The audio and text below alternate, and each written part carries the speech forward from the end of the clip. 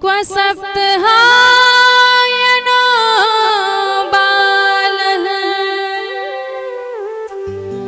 क्व महात्रिविदारणः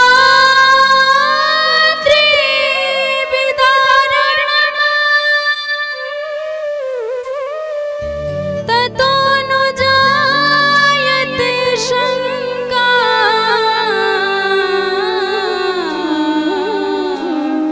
ब्रजनाथ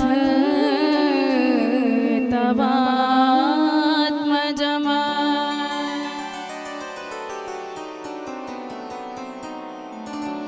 पर नंद बाबा कहते हैं, भाई तुम सब कहाँ मिलजुल के मेरे छोरा को भगवान बनाए बैठे हो।